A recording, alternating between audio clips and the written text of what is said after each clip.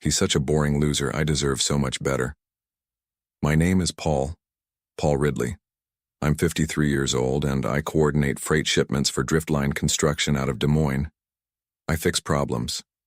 I make sure things get where they need to go, when they need to be there. 27 years married to Sandra, and she just said that about me in front of 40 people at our daughter's graduation dinner. The words hung in the air like smoke. Nobody moved. My sister Beth stopped cutting her chicken. My brother-in-law Dennis put down his beer bottle so slowly I could hear the glass touch the table. Lena, my 22-year-old daughter, the whole reason we were celebrating, looked like someone had slapped her. But I knew this was coming. Not the public announcement, not the theatrics, but the leaving part. I'd seen the signs for months. Sandra had been different since she started working with that trainer, Troy. Late nights at the gym, new clothes, new attitude. She'd started talking about finding herself and living authentically. When your wife of 27 years starts using phrases like that, you know trouble's brewing. The strange part was how calm I felt, like I'd been holding my breath for months and finally exhaled. Sandra kept talking, gesturing toward the bar where Troy waited like some kind of rescue boat. She was explaining to everyone how she'd outgrown me, how she needed someone who understood her potential. I reached into my jacket pocket. "Paul," Lena whispered. "Dad, what?" I pulled out a small white envelope. Not fancy, just business-sized paper with Sandra's name written across the front in my handwriting. "For you," I said, and handed it to her. Sandra stopped mid-sentence. She looked at the envelope like it might bite her. The restaurant had gone completely quiet. Even the busboys had stopped clearing tables. "What is this?" she asked. "Open it." She did. Right there, in front of God and everybody. I watched her face change. First confusion, then understanding, then something that looked like panic. "Paul," she said, her voice different now, smaller. "What did you—" "Read it out loud," I said, "since we're sharing everything with everyone tonight." Her hands started shaking. That's when I knew she understood exactly what she was holding, and what it meant for the show she'd just put on. I should probably explain how we got here. Sandra and I met in college. She was studying communications. I was in logistics management. She was bright, ambitious, full of plans. I was the steady guy who showed up when he said he would. We balanced each other out, or so I thought. After we married, I took a job with Driftline Construction. Good company, steady work, solid benefits. Sandra worked part-time at various places, a marketing firm, then a nonprofit. Then she tried real estate for a while. Nothing stuck. She always said she was between opportunities, searching for something meaningful. When Lena was born, Sandra stayed home. I worked overtime to cover the difference. 50-hour weeks became 60. 60 became 70 during busy seasons. I missed some school plays, some parent conferences. Sandra handled those things. I handled the mortgage, the car payments, the college fund. For 20 years this worked. Then Lena went to college and Sandra got restless. She joined a gym, started talking about personal growth and life coaching, met Troy, who was apparently more than willing to help her discover her authentic self. The warning signs weren't subtle. Late nights at the gym, new workout clothes that cost more than my work boots, phone calls she took in the other room. When I'd ask about her day, she'd get defensive. "You wouldn't understand," she'd say. "You're not exactly evolving." 6 months ago, I found a receipt for a hotel room in Cedar Rapids. When I asked about it, Sandra said she'd gone to a wellness seminar, alone, for 2 days, on a weekend when I thought she was visiting her mother. That's when I called my lawyer friend, Dennis Peterson. We'd coached Little League together years back. Good man, honest. I asked him a hypothetical question about postnuptial agreements and asset protection. "Just curious," I said. Dennis wasn't fooled. "Paul, you need to be careful here. If you're thinking what I think you're thinking, timing matters." I started paying attention, real attention.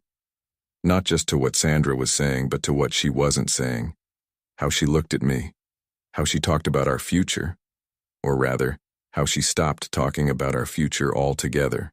3 months ago, she mentioned Troy for the first time. My trainer thinks I should consider a career change, she said over dinner. He thinks I have untapped potential.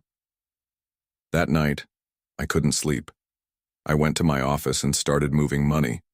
Quietly, carefully, within legal limits. Into accounts Sandra didn't know about. Into trusts that protected what I'd spent 27 years building. Because when your wife starts taking relationship advice from her personal trainer, you'd better start protecting yourself. The breaking point came 2 weeks before graduation. I walked into our house after work and found Sandra on the phone. She was laughing in a way I hadn't heard in years. Light. Young. When she saw me, the laughter stopped.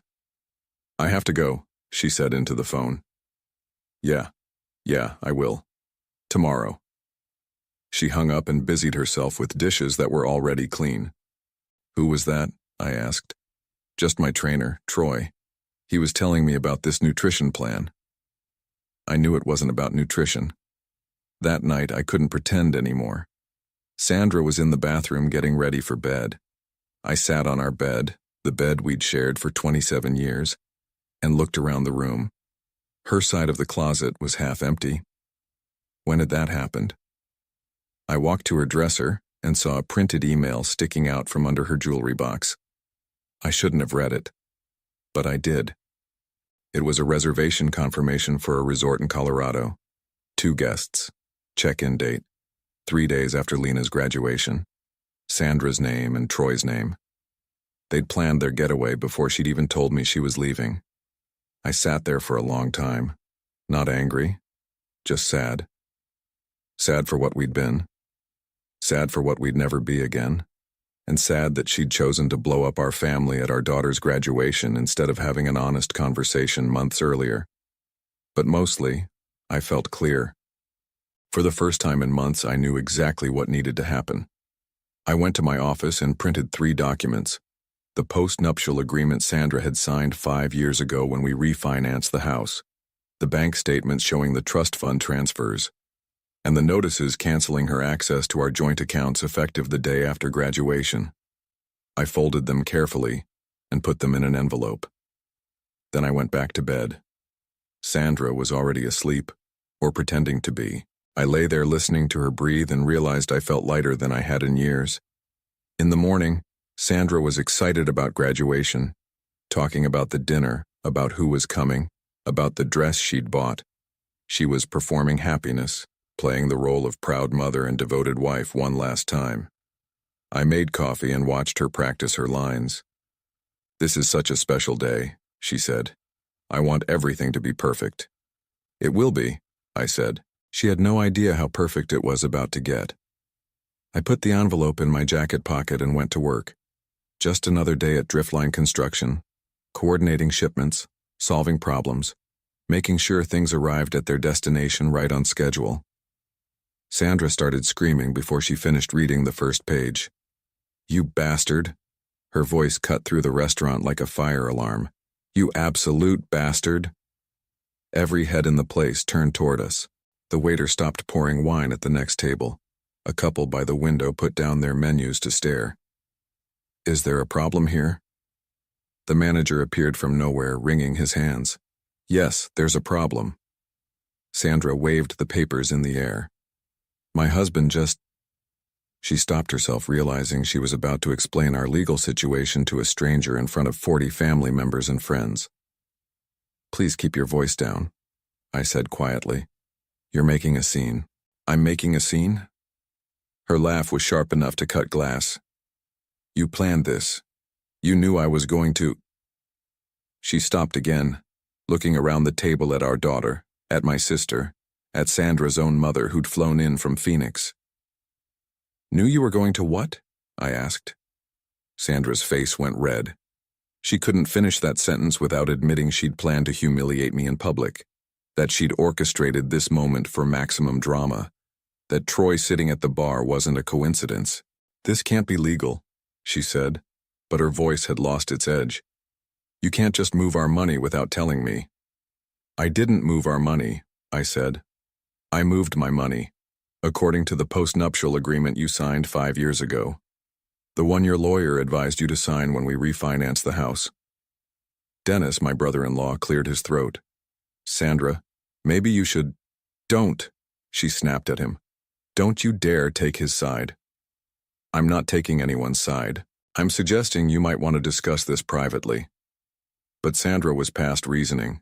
She stood up, still holding the papers, and looked directly at Troy. He was trying to blend into the bar crowd, but 40 people staring at him made that impossible. Tell them, she said to him. Tell them what we talked about. Troy looked like he wanted to disappear. This wasn't how they'd planned it. They'd expected me to sit there quietly while Sandra announced her new life. They hadn't expected paperwork. Sandra, Troy said, maybe we should— Tell them how you make me feel alive, she demanded. Tell them how much better you are than him. The restaurant had gone completely silent. Even the kitchen sounds had stopped. Troy walked over slowly like a man approaching a car accident. When he reached our table, he put his hand on Sandra's shoulder. Babe, he said, let's just go. We don't need this drama. That's when I knew they'd talked about this moment. They'd rehearsed it. Sandra's big announcement, Troy's supportive presence, my expected humiliation. They'd planned the whole show. Except they hadn't planned for the envelope. You can go, I said to Troy. But Sandra might want to finish reading first, especially page 3. Sandra's hands were shaking now. She flipped to the 3rd page and her face went white. The house, she whispered, is in Lena's name, I said. As of yesterday. Along with the cabin, the boat, and most of our savings. Amazing what you can accomplish with proper estate planning. You can't do this, she said, but her voice was barely audible now. I already did. Lena finally spoke up. Dad, what's happening? I looked at my daughter, smart, kind, nothing like the mess her mother was making, and said, Your mother has decided to start a new life. I'm making sure she gets to do that without taking yours with her. Sandra sat down hard, still staring at the papers. The fight had gone out of her. She was finally understanding that while she'd been planning her dramatic exit, I'd been planning her landing. When? Sandra asked. Her voice was different now. Smaller. When what? When did you know? I could have lied. Could have said I figured it out recently. But Lena deserved the truth and Sandra had lost the right to gentle treatment. The hotel receipt from Cedar Rapids, I said. 6 months ago. Sandra's mother, Joyce, spoke up for the first time. What hotel receipt? Sandra shot me a look that could have melted steel. She didn't want her mother to know about Troy. She'd probably planned to introduce him gradually, after the divorce was final. Paint me as the problem. Her as the victim who found love again. Sandra went to a wellness seminar, I said, except the seminar was in her head, and Troy was the guest speaker. Sandra, Joyce said slowly. What is he talking about? It's not what you think, Mom. It's exactly what you think, I said. 6 months of lies, 6 months of sneaking around, 6 months of planning to blow up our family at our daughter's graduation dinner. Troy shifted uncomfortably. This wasn't the narrative they'd crafted. In their version, I was the boring husband who'd driven Sandra away through neglect. She was the woman who'd finally found the courage to choose happiness. They were the love story. But love stories don't usually involve hotel receipts and secret phone calls and lying to your mother about where you've been. I want to know everything, Lena said. Her voice was steady, but I could see tears in her eyes. If you're going to destroy our family in public, I want to know everything. Sandra looked at Troy, then back at Lena. Honey, it's complicated. It's not complicated, I said. Your mother has been having an affair. She planned to announce it tonight after you graduated so she could blame me for ruining your celebration when I got upset. Except I didn't get upset. I got prepared. The silence stretched out. Our friends and family sat frozen, like they were watching a car accident in slow motion. Dennis finally spoke. Paul, how long have you been planning this? 3 months, I said. ever since Sandra mentioned that Troy thought she should consider a career change. "You've been lying to me for 3 months?" Sandra's voice was getting shrill again. "I've been protecting myself for 3 months," I said, "while you've been lying to me for 6. That's when Joyce stood up. Sandra's mother was 78 years old, barely 5 feet tall, but when she was angry, she could fill a room. "Sandra Elizabeth," she said, using Sandra's full name like she was 12 years old again. "You tell me right now what's been going on." Sandra started crying, not the angry tears from before, but the guilty tears of someone who'd been caught. "I didn't plan for it to happen," she said. I felt trapped. Paul works all the time. We never talk anymore. I felt invisible." "So you cheated on him?" Joyce's voice could have cut diamonds. "It wasn't supposed to be like this," Sandra said, looking at Troy for support. But Troy was already backing away from the table. This wasn't the romantic scene he'd signed up for. This was a family mess, and he didn't want any part of it. "I think I should go," he said. "Yeah," I said. "I think you should." He left without another word, walking out of the restaurant like a man escaping a fire. Sandra watched him go and started crying harder. After Troy left, something shifted in the room. The drama was over, but the consequences were just beginning. Sandra wiped her eyes and looked at the papers again. "This can't all be legal," she said. "Dennis?" I asked my brother-in-law. Dennis had been quiet through most of this, but he was a lawyer, and Sandra was asking a legal question. "The post-nuptial agreement is ironclad," he said carefully. "Paul's attorney did good work. Infidelity voids any claim to shared assets acquired during the marriage." "What about alimony?" Sandra asked. "What about it?" "Don't I get alimony?" Dennis looked uncomfortable. "Sandra, you just publicly announced that you're leaving Paul for another man. You handed him everything he needs for a fault divorce. But I gave up my career for our marriage." "You worked part-time jobs," Lena said quietly. "Dad paid for everything." Sandra turned to her daughter. "Lena, honey, you don't understand." "I understand that you cheated on my father," Lena said. "I understand that you planned to humiliate him at my graduation dinner, and I understand that he spent 3 months protecting both of us from whatever mess you were planning to make." Joyce nodded. "Your father's a good man, Sandra. He didn't deserve this." "Nobody's asking what I deserve," Sandra said. "Because you threw that away when you started lying," I said. The manager appeared again, looking nervous. "Folks, I hate to interrupt, but other customers are—" "We're leaving," I said. I stood up and put money on the table. Enough to cover our bill and a generous tip for the staff who'd had to witness our family drama.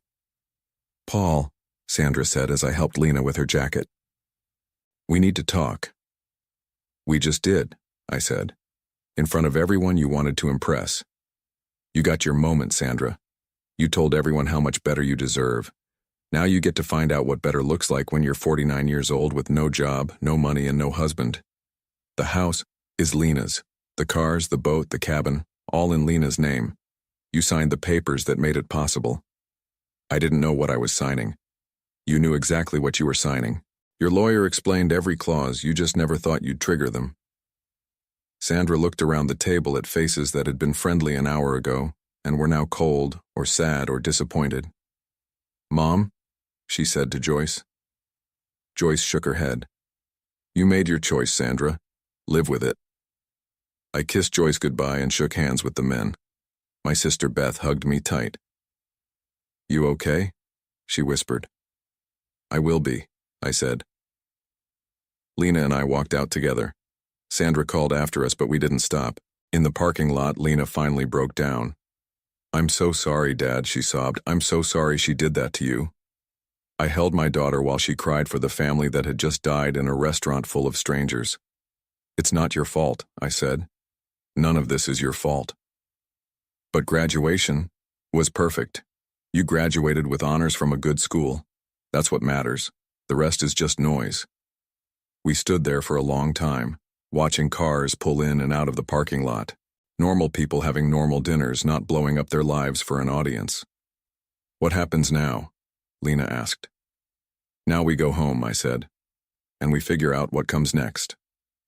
3 days later, Sandra called. Paul, we need to talk. About what? About fixing this, about working things out. I was in my office at Driftline Construction, coordinating a shipment to Omaha. Normal work, normal problems with normal solutions. Nothing to work out, I said. You made your choice. Troy and I, it's not working. He thinks I'm too old for him. I stopped typing and leaned back in my chair. That's not my problem. Paul, please, I made a mistake. I was confused. I'll sign whatever you want. I'll go to counseling. I'll do anything. You'll do anything? Yes. Then don't call me again. I hung up. An hour later, my lawyer called. Sandra's attorney wants to meet, he said. About what? She's claiming the post-nuptial agreement was signed under duress. I laughed. Actually laughed. Dennis Peterson witnessed the signing. So did 2 bank officers. She had her own attorney present. I know. Her claim won't hold up. But she's also asking for a settlement conference. Tell her attorney she can have everything she brought into the marriage, I said. Her clothes, her car, and her debt from the credit card she maxed out buying Troy presents. That's it? That's it. The next morning, Sandra showed up at my house. Our old house. Lena's house now. I'm not letting you in, I said through the door. I just want to talk. So talk. I know you hate me, she said. But Lena shouldn't suffer for my mistakes. Lena's not suffering. She's got a house, a trust fund, and a father who didn't abandon her for a personal trainer. Paul, please. Go home, Sandra. I don't have a home. I opened the door and looked at her. 3 days since the restaurant, and she looked like she'd aged 3 years. No makeup, hair pulled back, wearing clothes I recognized from years ago. You should have thought about that before you decided I was a boring loser, I said, in front of our daughter, at her graduation dinner. Sandra started crying again. I know it was wrong, but I can't take it back. No, I said. You can't. I closed the door and went back to my coffee. Normal coffee in a normal kitchen in a house that was finally peaceful. 6 months later, I was fixing the fence in the backyard when Lena came out with 2 beers. How's school? I asked. Good. Mom called again. Sandra had been calling Lena every week since the divorce was finalized. Lena usually listened politely and then came to tell me about the conversation. What did she want this time? She's working at a fitness center in Ankeny, part-time. She wanted to know if I'd ask you about Christmas. What about Christmas? If she could come. I hammered another nail into the fence post. What did you tell her? I told her she made her choice. That's my girl. We sat on the porch and drank our beers in comfortable silence. The yard looked good, better than it had when Sandra lived here and complained about everything that needed fixing. Do you miss her? Lena asked. I thought about it, really thought about it. I miss who I thought she was, I said, but I don't miss the woman who stood up in that restaurant and tried to destroy us both for her own entertainment. Good, Lena said, because Troy dumped her for someone younger. I looked at my daughter. How do you know that? Rebecca told me. She works at the gym. I started laughing, couldn't help it. It's not funny, Dad. No, I said, wiping my eyes. It's perfect. We finished our beers and watched the sun set over a yard that belonged to us. Just us. No drama. No lies. No personal trainers. Sandra had gotten exactly what she deserved. A chance to find out if the grass was really greener on the other side. Turned out it wasn't.